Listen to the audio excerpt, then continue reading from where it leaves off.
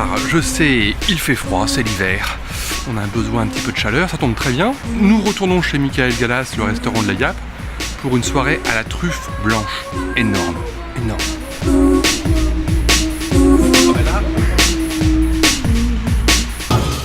Salut Mika.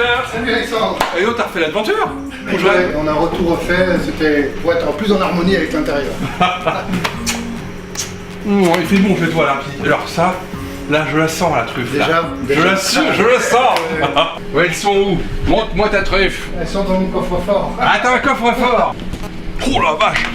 Ça sent, c'est énorme. Voilà. Voilà donc la truffe d'Alba. Voilà. Regarde-moi ça, comment c'est fait. Donc en fait, elle est assez difforme, beaucoup moins régulière que les truffes tuber melanosporum, la Ouais. que l'on trouve. C'est celle-ci, elle n'est que sauvage. Que sauvage, ouais. On ne peut pas la cultiver. D'accord. C'est la raison de sa rareté et voilà. Et de son prix. Exactement. Donc là on voit le veinage, c'est ça. Oui. Et t'as vu, la peau est très très fine et... En fait, on retrouve un peu le veinage de la Melanosporum, mais en blanc.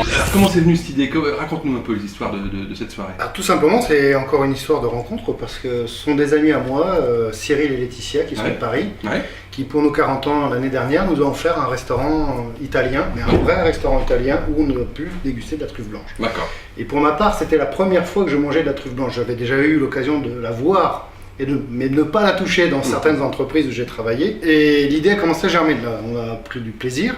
Donc, je vais aussi citer ce restaurant merveilleux où nous avons mangé à Paris. C'est le restaurant Il Vicolo. Il Vicolo, d'accord. Il Vicolo, rue Mazarine, dans le 6e arrondissement. Voilà, c'est les bouches à oreille, c'est comme ça. Et il est parfaitement tenu par une femme adorable qui s'appelle Loredana. T'as un fournisseur dans le Piémont, mais raconte-nous, parce que ça n'a pas dû être très simple de faire venir ces truffes. Alors déjà, je ne parle pas italien. Donc, tu parles pas italien, déjà. Elle est décollée du Piémont pour aller atterrir à Bologne. De Bologne, elle a repris l'avion pour aller à Paris. Ça a été livré en express, livraison sécurisée avec une traçabilité sur le colis. Mais il y a une finesse quand même dans le goût, je trouve, qui est différente de la truffe noire du Périgord, où là, on en prend plein la bouche d'un coup, puis ça passe. Tandis que celle-là, on en prend plein dans la bouche, ça passe, mais ça revient derrière. Alors, évidemment, on pourrait, sur un mets, évidemment, ça. Tout le menu, c'est entièrement truffe blanche. Entièrement. D'accord. Donc on aura de la truffe blanche à chaque plat. Exactement. Donc tu commences avec un croustillant burrata, parfum d'oignon confit. Oui. Ça c'est un petit amuse-bouche et... Alors c'est pour l'apéritif tout simplement, c'est pour faire patienter les gens, dès qu'ils arrivent, ils viennent pour manger de la truffe blanche, donc il en faut. Alors ensuite, huître spéciale Gilardo. L'huile va être à limite à niveau dans le bouillon. D'accord. Et finalement la magie qui s'opère, c'est que l'huître tient tête à la truffe. Et il y a une longueur en bouche extraordinaire. Donc voilà, on commence plutôt pas mal.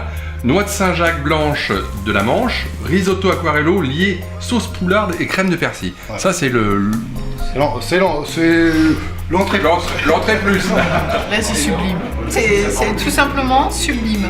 Accompagné d'un 5% sur sioule, au parfum de violette.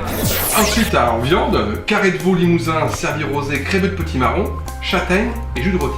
Toujours avec de la truffe. Alors au départ, j'aurais voulu faire une volaille noble style poularde de Bresse ou chapon. Et malheureusement, on est trop tôt dans la saison, les volailles de fête sont que pour le mois de décembre. Attends, notre veau charentais, c'est très bien. Hein. Mais le veau charentais sera très très bien, parce que j'ai mon boucher dont j'ai déjà parlé maintes et maintes fois. La ferme des Monts-Verts. Exactement. Qui t'a sorti un super beau. Et voilà. Bon. Donc ça va être un vrai délice. Et on termine sur un macaron choco-poire. À la truffe.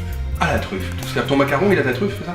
Alors la coque macaron, je l'ai faite nature, parce que le macaron c'est assez délicat à travailler, mettre de la truffe ou de l'huile de truffe dedans, ça paraissait compliqué. Enfin, en tout cas facile à foirer. Mais... on va éviter. Voilà, donc j'ai mis les chances de mon côté, j'ai fait une mousse au chocolat avec de la pulpe de poire et de l'huile de truffe. D'accord. Et dessus je râperai de la truffe, parce qu'il y aurait un joli quartier de poire poché, cette mousse chocolat et une jolie lamelle de truffe. Pour cette soirée, Michael fait... Truffe blanche. Enfin, truffe blanche, il envoie du lourd. Il envoie du lourd. Et toi, qu'est-ce que tu lui réponds? Vin blanc. Donc des grands vins blancs. Des grands blancs ou du champagne. Là, c'est vrai qu'on est parti sur des jolies choses en Bourgogne, le Châteauneuf du Pape blanc. Ouais, Château Beaucastel, ça c'est c'est magnifique. Il faut pas oublier que ce qui va vraiment bien marcher, c'est le Chenin, donc le Val-de-Loire. Et notamment les Noëls de Montbenaud de Richard Leroy. Il faut avoir de tout en fonction de chaque client en fait, hein, qui veut tenter l'aventure, s'essayer avec un produit qui est magnifique comme la truffe blanche, avec un Richard Leroy ou un Chasseret-Montrachet ou un Château de Castel. Et après, il y a même les Saint-Aubin chez Carillon. Ouais. On n'aurait jamais pu faire ça si les clients n'avaient pas répondu. Réservé pour l'année prochaine, ça y est, les places sont ouvertes.